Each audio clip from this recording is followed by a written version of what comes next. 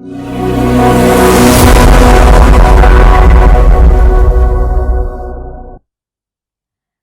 वालेकुम dear students, कैसे हैं आप सब? My name is Anam Rabbani and I am your teacher of social studies for grade 5।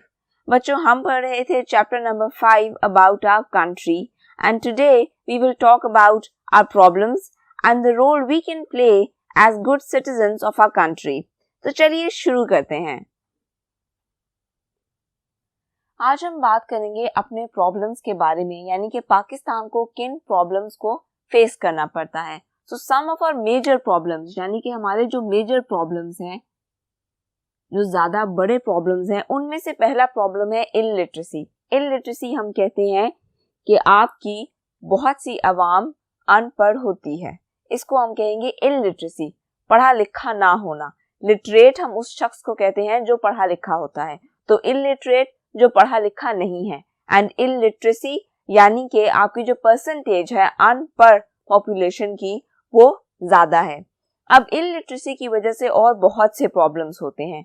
लोगों को अपना ख्याल रखना नहीं आता, यानी कि अपनी हाइजीनिक कंडीशंस का ख्याल रखना नहीं आता, उनको सही और गलत में फर्क करना नहीं आता, वो पढ़ नहीं पाते आजकल के दौर में, जबकि पढ़ा लिखा होना बहुत ज्यादा जरूरी है। अगर आप अनपढ़ हो तो ये बहुत से प्रॉब्लम्स क्रिएट कर सकता है।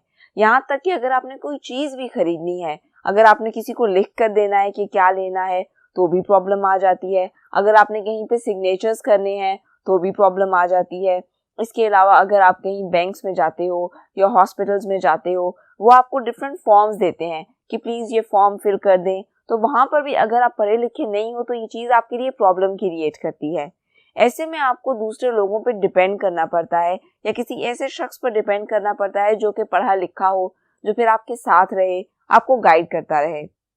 इलिटरेसी की वजह से नौकरी ढूंढना भी मुश्किल हो जाता है, क्योंकि आपको अगर एम्प्लॉयमेंट चाहिए, नौकरी चाहिए, तो तब भी आपका पढ़ा लिखा होना जरूरी है। इसलिए इलिटरेसी की वजह से बहुत से प्रॉब्लम्स हो जाते हैं।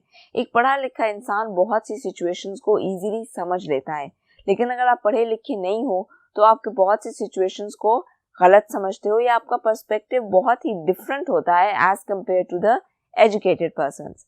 देन ओवर पॉपुलेशन यानी कि आबादी का ज्यादा होना। अब ओवर पॉपुलेशन की वजह से क्या प्रॉब्लम्स आती हैं?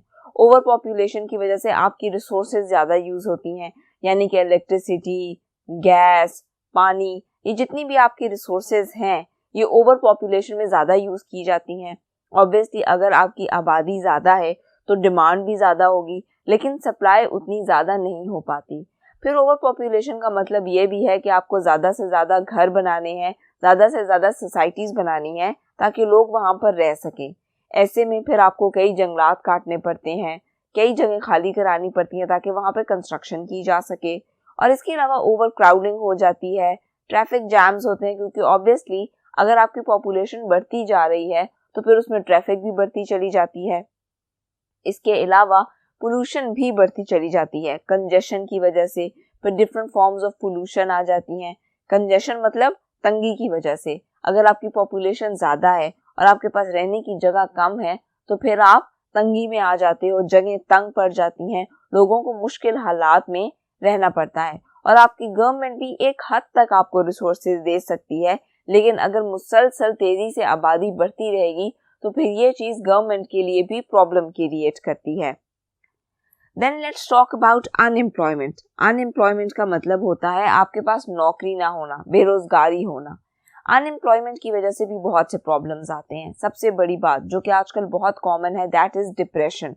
आप डिप्रेशन में चले जाते हो कि मेरे पास पैसे नहीं है, मेरे पास घर वालों को फीड करने के लिए पैसे नहीं है, घर चलाने के लिए पैसे नहीं है।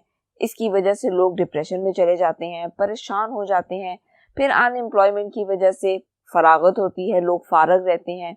अब फारग रहने की वजह से कभी कभार आप गलत सोबत में पड़ जाते हो या आप गलत काम करने लग जाते हो, इस वजह से भी प्रॉब्लम आती है। और अनएम्प्लॉयमेंट की वजह से आपकी जो कंट्री है उसकी इकोनॉमी पर भी बहुत ही बुरा असर पड़ता है, यानी आपकी कंट्री की जो माशी हालत है उस पर भी बुरा असर पड़ता है। Then diseases. अब बीमारियां, जैसे आप कोरोना वायरस को ही ले लो जो कि बहुत ही कॉमन हुआ है, अब पेंडेमिक जो कि अल्लाह की तरफ से एक अजाब की तरह हम पर नाजिल हो गया है, तो इसी तरह डिजीजेस होते हैं जो फैलते चले जाते हैं, जिनको कंट्रोल करना मुश्किल हो जाता है। ऐसे में अगर आपके लोग पढ़े लिखे भी ज़्यादा नहीं हैं, अगर आपकी आबादी भी ज़्यादा है, तो प्रॉब्लम्स डबल हो जाते हैं, क्योंकि फिर लोगों को समझाना कि उन्हें क्या करना चाहिए, क्या नहीं करना चाहिए, ये भी मुश्किल हो जाता है। फिर ओवर पॉपुलेशन है, कंजेशन है, लोग एक दूसरे के बहुत ज़्यादा करीब करीब हैं, तंग गलियां हैं, तंग घर हैं, तो इस वजह से प्रॉब्लम और भी बढ़ जाती है, क्योंकि डिजीजेज ऐसी जगहों पे तेज़ी से फैलते हैं। और इसके लिए फिर आपकी मेडिकल फैसिलिटीज़ भी बहुत ज़्यादा अच्छा होना ज़रूरी है। आपके हॉस्पिटल्स बहुत अच्छे होने चाहिए, वेल इक्विप्ड होने चाहिए, हॉस्पिटल ज़्यादा होने चाहिए। तो ये सारी चीज़ें फिर देखनी पड़ती हैं हमारी गवर्नमेंट को, और ये चीज़ अल्टीमेटली एक प्रॉब्लम क्रिएट करती है, क्योंकि फिर ओवर पॉपुलेशन की वजह से गवर्नमेंट भी ज़्यादा चीज़ें सप्लाई नहीं कर पाती। देन पावर्टी यानी कि गुर्बत। अभी जितने भी प्रॉब्लम्स हैं जिनका हम जिक्र कर रहे हैं, ये आपस में इंटरकनेक्टेड हैं, यानी कि एक प्रॉब्लम का दूसरे प्रॉब्लम से कनेक्शन है। जैसे पावर्टी है, गुर्बत है, क्यों आती है? अनएम्प्लॉयमेंट की वजह से, नौकरियां नहीं होती। नौकरियों का इशू क्यों बनता है? क्योंकि ओवर पॉपुलेशन है, आबादी बहुत ज्यादा है, इतनी नौकरियां नहीं है जितने लोग हैं। तो ये सारे प्रॉब्लम्स आपस में इंटरकनेक्टेड हैं। और फिर आप इलिटरेसी को ले लो, अगर आप पढ़े लिखे नहीं हो, आपको जॉब नहीं मिलती तो फिर डिप्रेशन आता है, पावर्टी आती है, अनएम्प्लॉयमेंट आती है। गुर्बत की वजह से भी डिप्रेशन आता है, लोग बहुत सी बीमारियों का शिकार हो जाते हैं, प्रॉब्लम्स आती हैं। फिर उसी वजह से हमारी सोसाइटी में जो एक प्रॉब्लम बहुत कॉमन होता जा रहा है वो है शॉर्ट टेम्परामेंट, यानी कि लोगों को बहुत जल्दी गुस्सा आ जाता है। अब इस चीज का कनेक्शन भी इलिटरेसी, अनएम्प्लॉयमेंट, पावर्टी से है। आपको गुस्सा तब आता है जब आप बहुत ज़्यादा स्ट्रेस्ड हो, आप ऑलरेडी किसी चीज़ पर बहुत ज़्यादा परेशान हो, उस पर एक और परेशानी आ गई है, फिर आप गुस्सा कंट्रोल नहीं कर पाते, ऐसे में झगड़े होते हैं, मसाइल बढ़ते हैं। So all of these things are interconnected. Then corruption. हमारे बहुत से ऐसी इंस्टीट्यूशंस हैं जहाँ पे करप्शन की जाती है। लोगों को ये पता होता है कि ये गलत काम है, लेकिन उसके बावजूद लोग ऐसा करते हैं। अब इसका कनेक्शन भी इलिटरेसी से हो सकता है। अगर आपको याद है कि आपने पढ़ा था कि भाई गलत काम नहीं करना, करप्शन नहीं करनी, उसके बावजूद आप ऐसा कर रहे हो, so this is really wrong. अब करप्शन की वजह से क्या होता है कि अगर आपकी गवर्नमेंट को कोई बेनिफिट्स हासिल हो भी रहे हैं, कोई मुनाफा हो भी रहा है, लेकिन जो निचले तबके के लोग हैं वो आपस में ही वो पैसे डिस्ट्रीब्यूट कर लेते हैं, तो ओवरऑल पूरी नेशन का नुकसान होता है। कुछ लोगों का फायदा हो जाता है जो करप्शन करते हैं, उनको पैसे मिल जाते हैं, लेकिन जिनको नहीं मिलते वो रह जाते हैं। फिर इस वजह से आती हैं प्रॉब्लम्स। और जिनको पैसे नहीं मिलते, फिर कभी कभार वो अपने वो पैसे पूरे करने के लिए गलत कामों में भी पड़ सकते हैं।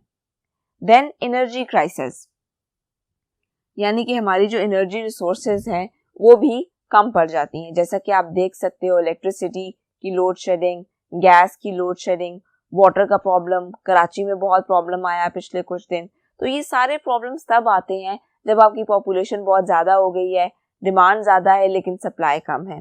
इसके अलावा हमारे मुल्क में पॉलिटिकल प्रॉब्लम्स भी बहुत ज़्यादा हैं, यानी कि एक पार्टी दूसरी पार्टी को नुकसान पहुंचाने के लिए भी कुछ ऐसी हरकत करती है जिसकी वजह से प्रॉब्लम्स क्रिएट होते हैं। सो ये मिल मिला के जितने भी प्रॉब्लम्स हैं ये असल में हमारी कंट्री के लिए अच्छे नहीं है। ऑल टुगेदर नुकसान किसका होता है? हमारे मुल्क का। तो हमें कोशिश करनी है कि हम इन सब प्रॉब्लम्स को सॉल्व करने की कोशिश करें by being a good citizen. अब हम बात कर लेते हैं अपने एक और मेजर प्रॉब्लम की, जो कि है टेररिज्म, यानी कि दहशतगर्दी। We have been faced with a very serious problem of terrorism, यानी कि हमारी कंट्री में एक बहुत ही सीरियस प्रॉब्लम है, सीरियस इशू है, जो कि है टेररिज्म, दहशतगर्दी। तो ये तो बच्चों आपको पता ही होगा कि हम एक लंबे अरसे से इस प्रॉब्लम को फेस कर रहे हैं। हम एक लंबे अरसे से दहशतगर्दी के खिलाफ जंग लड़ रहे हैं, जिसमें हमारे बहुत से फौजी भी मारे गए हैं और हमारे बहुत से सिटीजन्स भी मारे गए हैं। Terrorists are not supported by any religion in the world and they have their own motives. अब ये जो कहा जाता है कि जी कोई स्पेसिफिक रिलीजन टेररिज्म को सपोर्ट करता है या इसकी वजह बनता है, जैसे बहुत सी जगहों पर एक ये भी इमेज है कि इस्लाम टेररिज्म को सपोर्ट करता है, तो ये बहुत ही गलत इमेज है। कोई भी रिलीजन टेररिज्म को सपोर्ट नहीं करता, whether it be Christianity, Judaism या कोई भी रिलीजन हो, फिर वो इस्लाम ही क्यों ना हो, हम टेररिज्म को सपोर्ट नहीं करते। टेररिस्ट का कोई रिलीजन नहीं होता, उनका सिर्फ एक मकसद होता है, लोगों को नुकसान पहुंचाना। दे हैव नो रिलीजन, क्योंकि कोई भी ऐसा रिलीजन नहीं है जो आपको दूसरे लोगों को नुकसान पहुंचाने के लिए आमादा करे। So they are not supported by any religion in the world and they have their own motives. उनके अपने कुछ मकासद होते हैं, कुछ मोटिव्स होते हैं जिनको वो सपोर्ट करते हैं या जिनको वो पूरा करने की कोशिश करते हैं, और ये काम वो करते हैं लोगों को नुकसान पहुंचाने के through. They threaten to harm or actually cause harm to innocent people if their demands are not met. अब उनके मोटिव्स क्या होते हैं? उन्होंने कभी कभी अपने कुछ साथी छुड़ाने होते हैं या उनकी कुछ और फरमाइशें होती हैं। वो फरमाइशें पूरी करवाने के लिए वो करते हैं टेररिस्ट एक्टिविटीज। वो इनोसेंट लोगों को नुकसान पहुंचाते हैं, यानी कि हमारी जो आम आबादी है उसको नुकसान पहुंचाते हैं, और वो हमारी गवर्नमेंट को थ्रेटन करते हैं कि अगर आपने हमारी बात नहीं मानी तो हम इस जगह ब्लास्ट कर देंगे या उस जगह ब्लास्ट कर देंगे, और वो डिफरेंट तरीके से हमारी गवर्नमेंट को हरास करने की कोशिश करते हैं। ऐसे में कभी कभार गवर्नमेंट को भी उनकी बात माननी पड़ती है, क्योंकि अदरवाइज वो हमारे लोगों को नुकसान पहुंचाते हैं। पर लुबे लुबाब उनका कोई रिलीजन नहीं होता, ना ही वो किसी एक कंट्री से बिलोंग करते हैं। वो डिफरेंट कंट्री से बिलोंग करते हैं, उनके मोटिव्स एक हो सकते हैं, उनका मकसद एक होता है, लोगों को नुकसान पहुंचाना और इसके थ्रू अपनी बात को मनवाना। Terrorism has no religion at all. Now let's talk about Pakistan and us, यानी कि हम एज अ पाकिस्तानी क्या कर सकते हैं, हमें क्या करना चाहिए और क्या नहीं करना चाहिए। So how can you B a good Pakistani? आप एक अच्छे पाकिस्तानी कैसे बन सकते हो? By working hard at school and paying attention to your teachers and parents. अगर तो आप एक स्टूडेंट हो तो फिर आप एक अच्छे पाकिस्तानी इस तरह भी बन सकते हो कि आप अपने स्कूल में मेहनत करो, अपना होमवर्क टाइम पे करो, टीचर्स को अच्छे से सुनो, अपने पेरेंट्स की बात मानो, अपने टेस्ट में अच्छे मार्क्स लो, अपनी असाइनमेंट्स टाइम पर बनाओ। बीइंग अ गुड स्टूडेंट आप ये सारे काम कर सकते हो। अपनी पढ़ाई पर ध्यान दो ताकि कल को आप दूसरे लोगों की मदद कर सको और दूसरों को भी उनकी पढ़ाई में मदद दे सको। Be a good citizen and useful member of society. अब ऐसा नहीं है कि आपने सिर्फ अपने बारे में सोचता रहना है, आपको दूसरे लोगों का भी ख्याल करना है। बी ए गुड सिटीजन यानी कि आप एक अच्छे शहरी बनो, and useful member of society, और इसके अलावा अपनी सोसाइटी का भी ख्याल करो, अपने इर्द गिर्द के लोगों का ख्याल रखो, अपने एनवायरनमेंट का ख्याल रखो, अपने एनवायरनमेंट को साफ सुथरा रखो, और अपने साथ वालों को भी यही चीजें सिखाओ कि आपने अपने एनवायरनमेंट को सुथरा रखना है, लोगों का ख्याल करना है। हेल्प टू रिड्यूस इलिटरेसी, यानी कि इलिटरेसी को कम करने की कोशिश करो, दूसरे लोगों को पढ़ाने की कोशिश करो। अगर आप फ्री में कुछ बच्चों को पढ़ा सकते हो तो ये काम भी करो, इलिटरेसी को कम करो, लोगों को अच्छी अच्छी बातें बताओ। Pakistan is culturally and geographically diverse, so be proud of the good aspects of your homeland. अब अगर हम पाकिस्तान की बात करें तो हमारी जो तहजीब है, यानी कि हमारा जो कल्चर है, और हमारी जियोग्राफी, यानी कि हमारी कंट्री में जो डिफरेंट लैंडस्केप्स हैं, कहीं पे जंगलात हैं, कहीं पे सहरा हैं, कहीं पे दरिया है और कहीं पे समंदर, हम जियोग्राफिकली भी बहुत वेरीड हैं। तो हमारी जो कल्चर है और हमारी जो जियोग्राफी है दैट इज डाइवर्स, यानी कि बहुत डिफरेंट है, बहुत सी वैरायटी है इसमें। So be proud of the good aspects of your homeland. तो वो अब आपसे ये कह रहा है कि आपकी कंट्री की जो अच्छी बातें हैं, जो अच्छे एस्पेक्ट्स हैं, उन पर आप खुश हो, बी प्राउड ऑफ देम, उनको ओन करो, उन पे शर्मिंदा होने वाली कोई बात नहीं है। आप इस बात पर खुश हो कि आपकी कंट्री में इतनी वैरायटी है, डिफरेंट तरह की लैंग्वेजेस बोली जाती हैं, डिफरेंट तरह के लोग हैं, बहुत से स्पॉट्स हैं जहाँ पे आप घूमने फिरने जा सकते हो। इसके अलावा हमारी कंट्री स्पोर्ट्स के मामले में भी काफ़ी मशहूर है। हमारे बहुत से प्लेयर्स हैं जो वर्ल्ड वाइड फेमस हैं। हमारे मुल्क में स्पोर्ट्स इक्विपमेंट बनाया जाता है जो दूसरे मुल्कों में भेजा जाता है।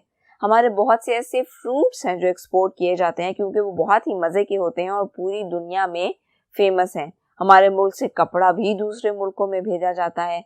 इसके अलावा बहुत से ऐसे मसाले हैं, स्पाइसेस हैं जो दूसरे मुल्कों में भेजे जाते हैं। बहुत सी हिस्टोरिकल बिल्डिंग्स हैं। हमारी कंट्री की जो हिस्ट्री है वो बहुत ही रिच है। तो आपको इन सब चीज़ों पे फ़ख्र होना चाहिए क्योंकि ये सब चीज़ें आपकी आइडेंटिटी का भी हिस्सा हैं। तो आप इन चीज़ों को ओन करो और बहुत ही फख्र से जब भी बताओ ये बताओ कि I am a Pakistani. Some people ignore rules and laws, but such actions harm our country. अब कुछ लोग ऐसे भी होते हैं जो रूल्स और लॉज को फॉलो नहीं करते, कानून को फॉलो नहीं करते, इग्नोर करते हैं। So but such actions harm our country, लेकिन इसका अल्टीमेटली क्या नुकसान होता है, इससे हमारे मुल्क को नुकसान पहुंचता है। For an example, not paying taxes, जैसे कि टैक्स पे ना करना, स्टीलिंग और मिस यूजिंग इलेक्ट्रिसिटी और अदर रिसोर्सेज, इसके अलावा बिजली चोरी करना या गैस चोरी करना, और भी बहुत सी चीजें जो कि आपके मुल्क को नुकसान पहुंचाती हैं। तो ऐसा नहीं करना चाहिए, क्योंकि ये मुल्क हम सब का है। अगर हम इसका ख्याल नहीं रखेंगे तो कौन रखेगा। या फिर सिर्फ ये सोचना कि जब तक मेरा कोई नुकसान नहीं हो रहा, मैंने ख्याल नहीं करना, दूसरे लोगों का ख्याल नहीं करना, अपने मुल्क का ख्याल नहीं करना, तो ये सोच भी बहुत गलत है, क्योंकि आज नहीं तो कल बुरा वक्त आप पर भी आ सकता है। इसलिए लोगों की मदद करो, उनका ख्याल करो और अपने मुल्क का भी ख्याल करो। Now there is a question in your exercise, question number 2. Write about some of the things in Pakistan of which you are proud. आपने कुछ ऐसी चीजों के नाम लिखने हैं जिनसे आप फख्र महसूस करते हो। तो आप लिख सकते हो कि I am proud of the culture of my country या geographical diversity of my country. इसके अलावा you can write about historical sites, tourism बहुत ज़्यादा है हमारी कंट्री में, we are famous for our sports equipment. तो आप ये सारे पॉइंट्स लिख सकते हो। Then question number 3, how can you make Pakistan a better place? आप पाकिस्तान को एक बेहतर मुल्क कैसे बना सकते हो? तो हमने अभी बात की that we can be a good citizen by following rules and laws. इसके अलावा अगर आप स्टूडेंट हो तो आप अपने पेरेंट्स की बात मानो, टीचर्स की बात मानो, अपने सोसाइटी मेंबर्स का ख्याल रखो। और इसके अलावा भी अगर आप कोई पॉइंट्स ऐड करना चाहते हो जो कि आपको गुड सिटीजन बनाते हैं, तो आप वो लिख सकते हो। तो बच्चों, यहाँ पे हमारा ये लेक्चर खत्म होता है। अगले लेक्चर में हम करेंगे इस चैप्टर का वर्क पेज। अपना और अपनी फैमिली का बहुत सा ख्याल रखिएगा। अल्लाह हाफिज।